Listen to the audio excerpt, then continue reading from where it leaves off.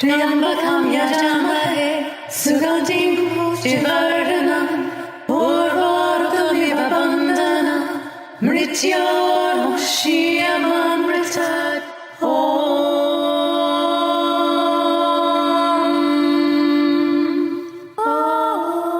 Hi, this is Amelía Eon Karis. Hey everyone, it's Satya, and you're listening to Love, Sex, and the Hidden Agenda.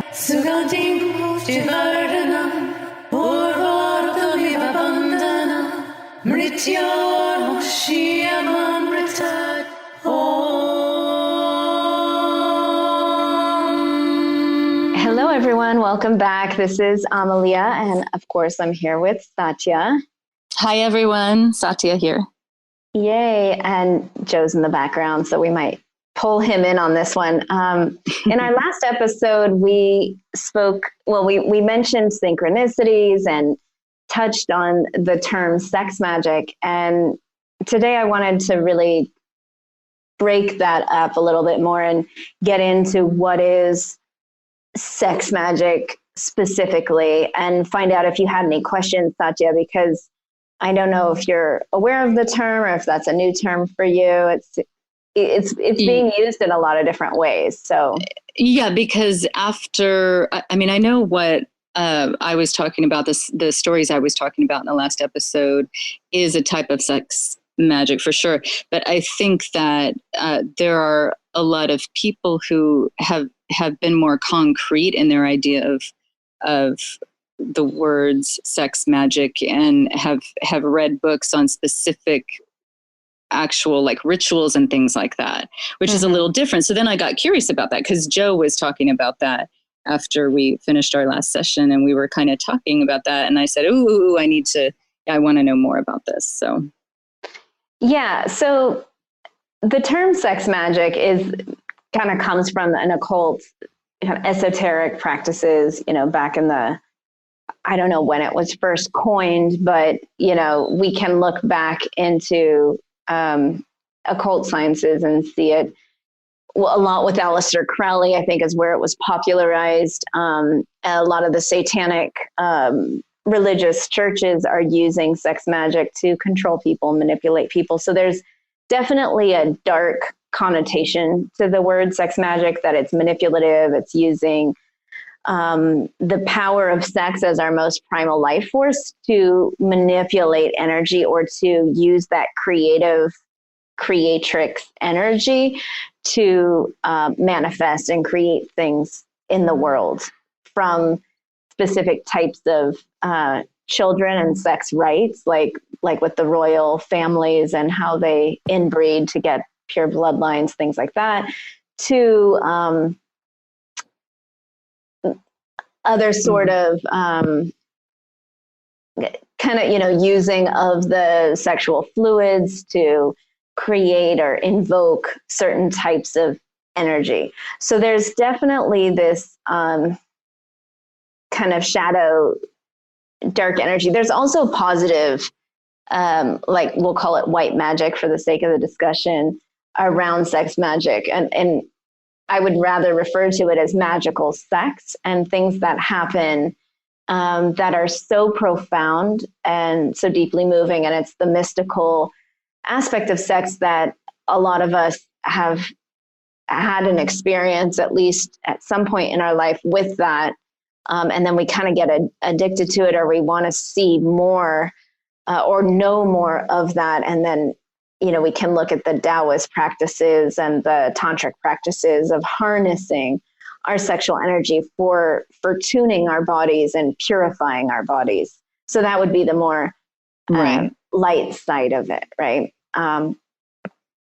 So which should we talk about first? Because this is probably going to have to go over a few episodes. Oh, goodness, topic. Yeah. Because I'm all over the place now. Now I'm thinking about orgasms existing in the astral realm and who's feeding off those. And I'm thinking about astral sex, or people tapping into going into your space, or filling them in your space or in your bedroom. And now I'm all over the place. So somebody bring me down. Somebody bring me down. Deep breath. Everyone take a deep breath. Well, since, we're here to expose shadow, we can start with the shadow and maybe in the next episode talk about the lighter aspects and the beautiful aspects of the light side. But since you mentioned the astral realm and the orgasm, I think you were referring to a story that maybe I shared with you before. I remember you brought it up earlier about being visited by an astral person, an astral entity that was somebody I knew who had sex with me, and it was very visceral in the room. And then I was calling that sex magic and a misuse of energy, right? Can we go back? Right. And that whole thing, I meant to say that in our last episode, the idea about using, right use of energy, and how using our energy in these ways, it feels like a misuse of energy to me. Mm-hmm. And here's the thing, like, our sexual energy is so powerful, right? Like, it's just so crazy powerful. No one ever taught us how to use it. So as I share what I'm going to share, this isn't about shaming or blaming anyone, because I think, we all have these tendencies, and it's about how do we tune it and how do we come into right alignment with our energy and figure out what's right or wrong for us, like create our own code of ethics around this, knowing that this is a very powerful force. So, you see, we have terms like Jezebel, right? Or the seductress. There's a lot of the siren, right? We have all these myths of the woman kind of temptress that comes in and seduces the man. And even like the monks have stories about the woman being sort of this evil entity that's seducing the man away from their spiritual pursuits and takes them off track. And so that whole energy is it's connected to the parasite I mentioned in the first few episodes of the podcast. Personally, and this is all my personal experience in viewing as a seer. So this is not something I've read about. So I can't reference this for anyone. And I encourage you guys to just like feel what's true for you. But what I see is this dark entity that has taken hostage of our planet, of our astral realm, and especially where our orgasms exist. Like when we go into that ecstatic union with another person, or even through masturbating, when we reach those peak states of orgasm, we enter into the fourth dimensional space in astral realm. And that space has been occupied by a dark force, and that dark force feeds and manipulates that energy. It's what feeds that energy. It's their food. And so therefore a lot of the religious cults have used, pedophilia, the child sex trafficking ring, and all of that to take as much pure energy. The more pure the life force, the more food it is for those dark entities. Yeah. And unfortunately, because the parasite has infected our entire astral space, I don't think there's anybody on the planet that has not been infected by this energy. We unconsciously are enslaved to them through the way in which we use our sexual energy. And so unfortunately, we fantasize about people, and we might, depending on the origin of your soul and the power of your soul and the gifts that you hold, like some people have more personal power than others and more skill in the way that they use it. And those people need to be very careful. So if you're someone, and I know there's people listening that know exactly what I'm talking about, and some people are scratching their head, but for the ones who know what I'm talking about, that like if you're masturbating and fantasizing about a particular someone, that you can almost feel their presence as if it's really happening. And I think the level of energy on the planet right now is such that the veils are very thin. So that astral projection is manifesting itself. So the experience I was mentioning to you earlier was an acquaintance of mine had manifested his astral body in my house. I was awake. I was not sleeping. I was folding laundry. And he manifested himself in front of me, super seductive. Like it was, I couldn't resist the sexual energy. It was unbelievable. It was this really crazy feeling. And it's just like what the sailors talk about with the sirens and the mermaids, and how they just like kind of get drunk off the eroticism. So that sort of happened to me. And I was like, what is going on? Like, how is he this powerful? How is he manifested? And I've only had that experience in waking life that strong with a very powerful tantric master.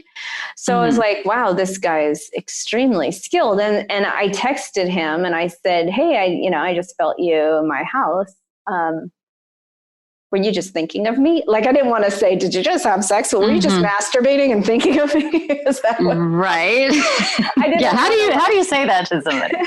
Yeah. And I have no sexual relation with him. I barely know the guy, but it was so powerful. And he was like, yes, I was. And I was like, well, I felt all of that. And it's still, we're not mentioning like the details of the sexuality part, but I just needed to know if he was aware of it and conscious of it, because the way it happened was so conscious. And we kept talking, and eventually it came to light that yes, he was, and he didn't realize that I could feel that. And so he's thinking I'm just super sensitive or overaware. And I think that that's partially true, but it's also true that he's extremely powerful and he has this ability to manifest.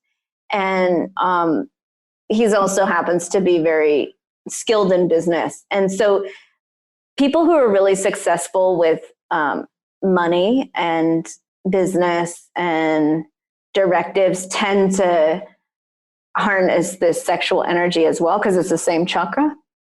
Right. I do see that a lot. Yeah. So you see that a lot with powerful people, like anyone who's in a role of power. Like right now we're getting this huge shakedown, right, of people in power coming out as being sexual predators or doing some sort of sexual misconduct of some sort. To me, that's completely normal because they have an excess energy. Well, they have a tremendous amount of stored energy in that chakra. So they're going to be more hungry and more vivacious than others who maybe have blocks there.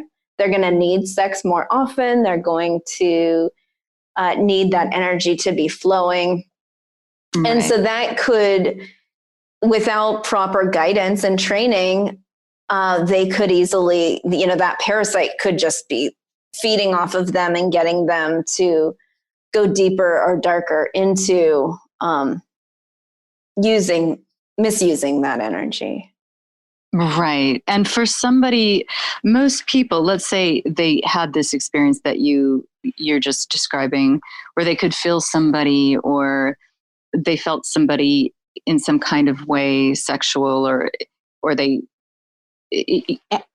I mean, the fact that you're aware of this energy and you have some knowledge about how to navigate through this. If you didn't, like the average person doesn't, the average person has this experience and then boom, because of how we're programmed with Hollywood and, the dream, falling in love and all of this, we're going to go right into, that is my soulmate. That is the person I'm supposed to be with.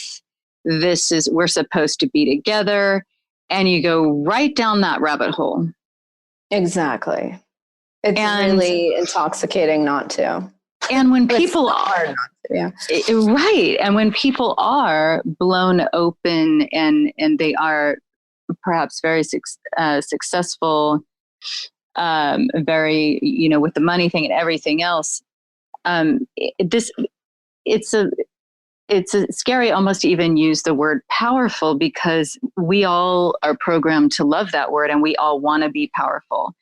But this is not necessarily a good thing. This is not necessarily a healthy thing or of the light, or a place we need to go, or a place we need to follow. So this is, so it can be so tricky. And I see how so many people are lost and in that wanting, desiring for that. Mm-hmm. Exactly. I think it is, it's a double-edged sword, because, with more power, the more you accumulate power, like different gifts or success in your life, a lot more responsibility comes with it, and a higher level of discernment and navigation. And I think, there's a lot of men I've met that find themselves gaining power quickly, and then like not liking who they're becoming, or women too. This isn't just necessarily for men. This is across the board. But, when you do, like, let's just talk about money for a second. Like, someone comes into a lot of money, or they become successful really quickly, and all of a sudden they don't know how to hold the success, or they don't know, their personality is changing very fast, because with money is a form of energy.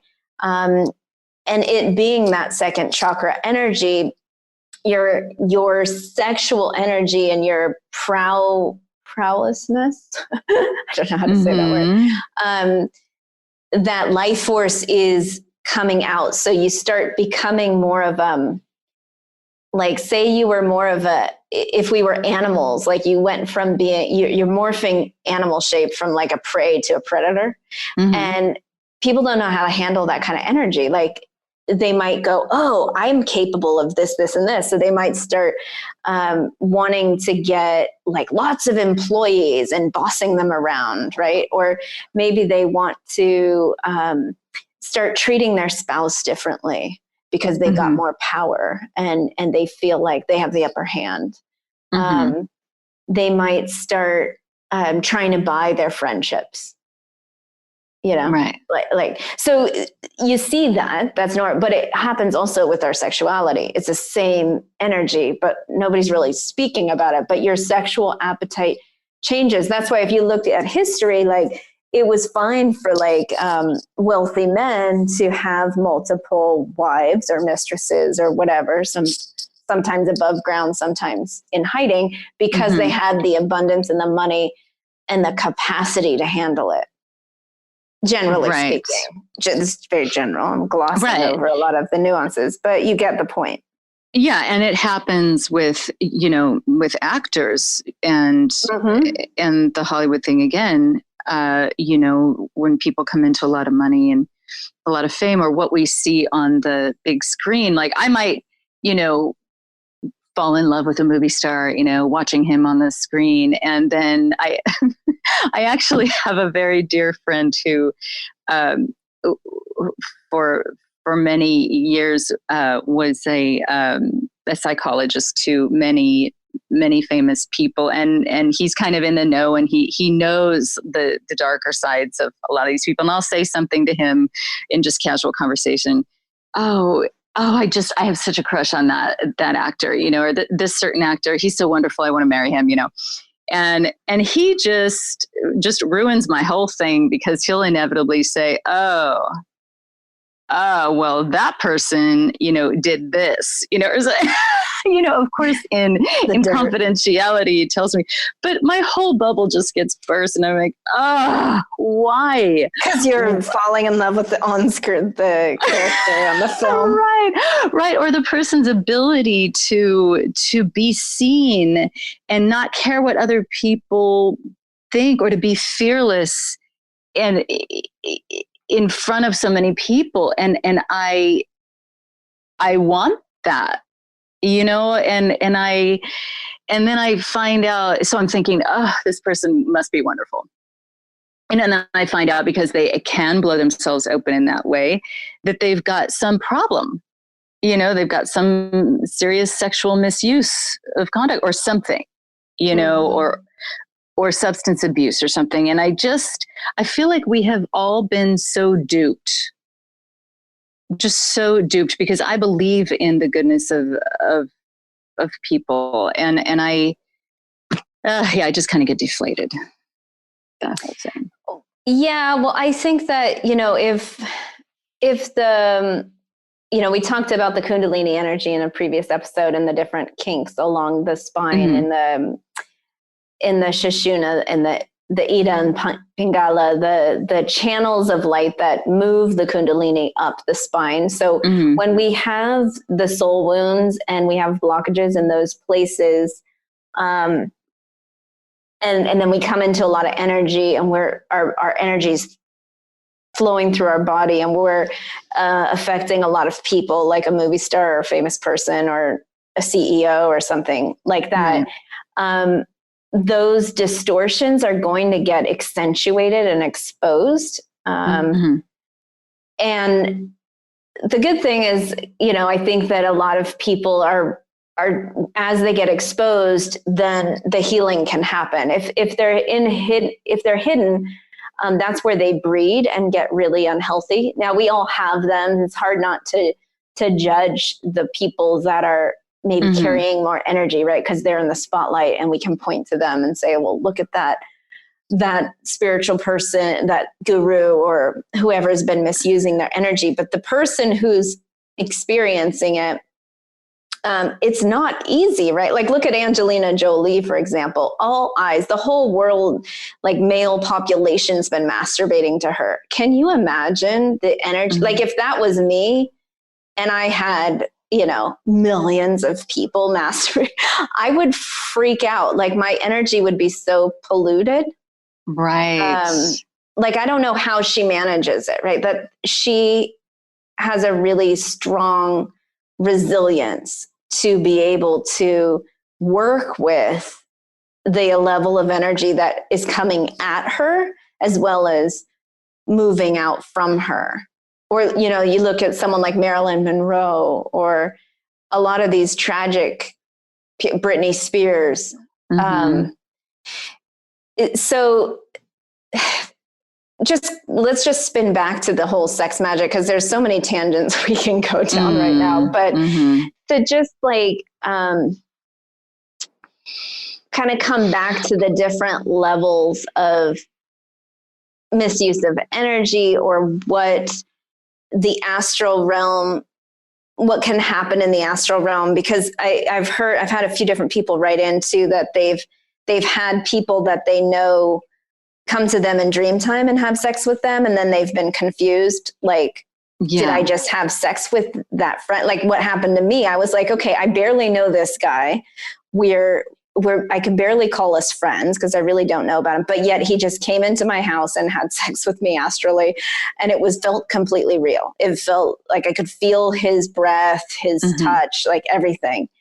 And then it's like, well, now what, right? Like, how do I relate, and what is that? And a lot of times, if we don't know how to maneuver in the astral realm, a lot of those entities coming at us are masks of a darker force that's taking the form of. So I had to find out if he knew, like, if that guy was doing it purposefully. And when I found out that it was him, I was more at ease, because it was easier to deal with than if it wasn't like a incubus or one of these dark demons that take the form of someone else, or people call them succubus or incubus, but basically shapeshifters of the astral realm that those normally come in dream time, or when you're more asleep, or kind of in that deep restful play, like your mind is completely at ease. That's when people have these experiences, like a lucid dream. Okay.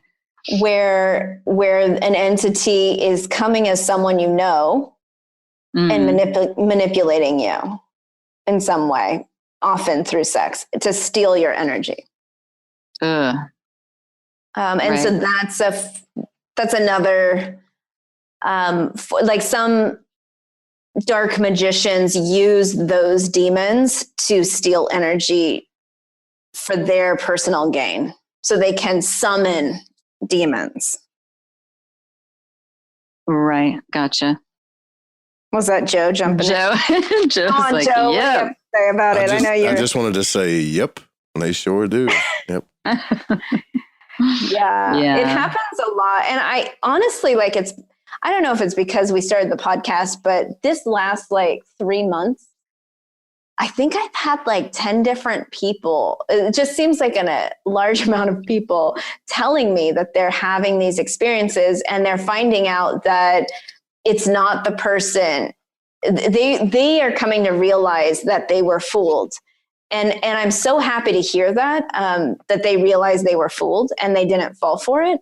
Because if that's happening to you and you're listening to this, or one of the ways to protect yourself if you have an astral encounter of sex is to know, like, really ask show me your true identity. I want to see the real you, and ask like 3 times, because a lot of people are so intoxicated. It's hard to resist the energy. I'm going to be very transparent here. Like, it can be really hard. Like, you're going to be super turned on because the astral energy, it bypasses our mind, and it just works with our body circuitry.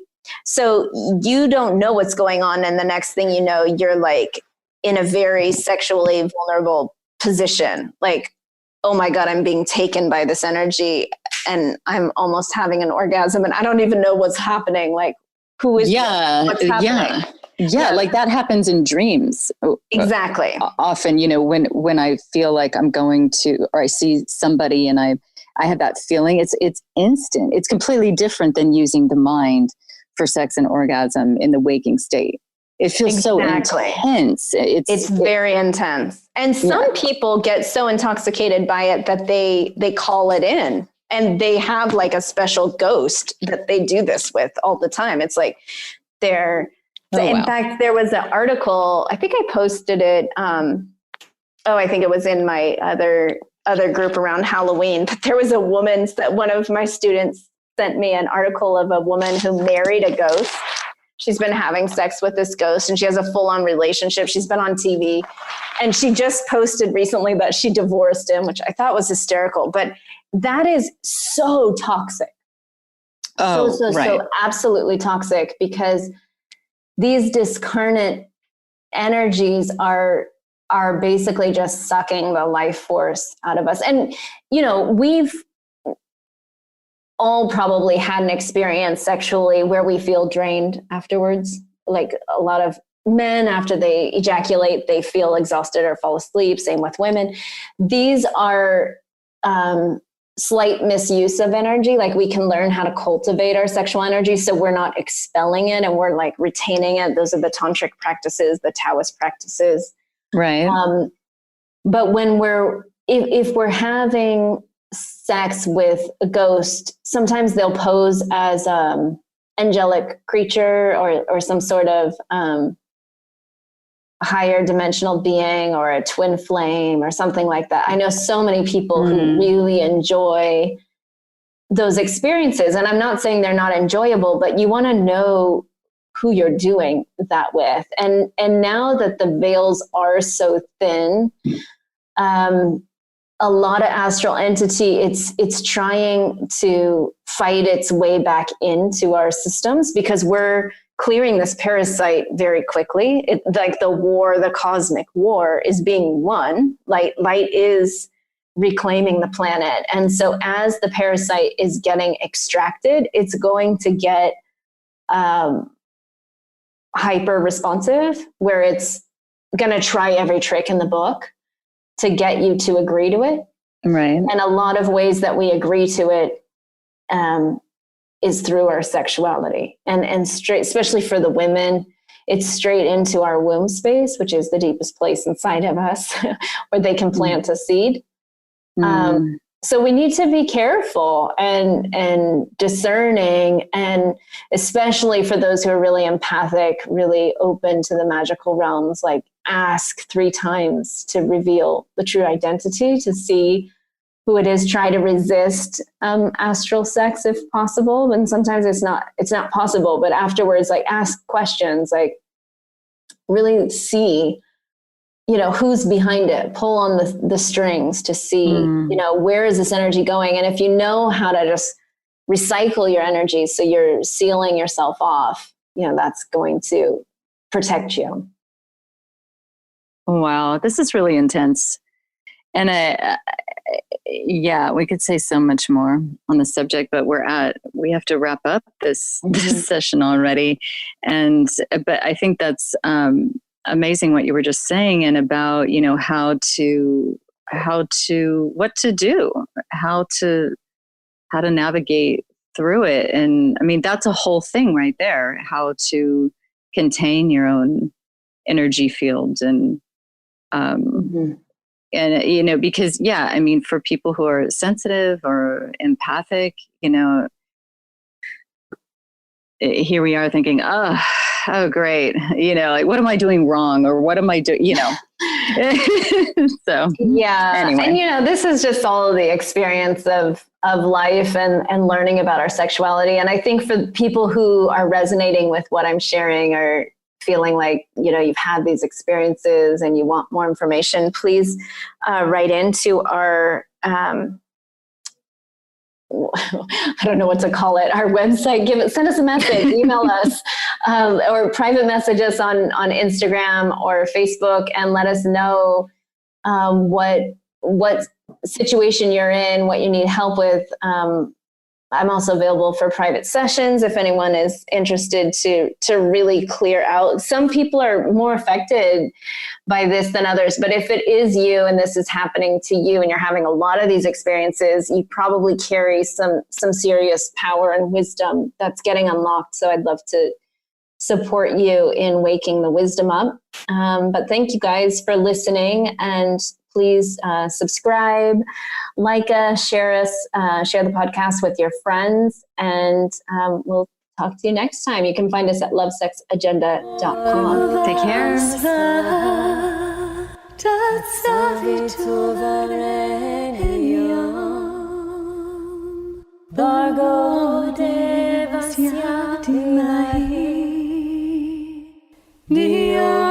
Thanks for hanging out with us. If you'd like to contact us and stay in touch with us, you can find us at lovesexagenda.com. That's lovesexagenda.com. You can also find us on Facebook and Instagram, Love, Sex, and the Hidden Agenda.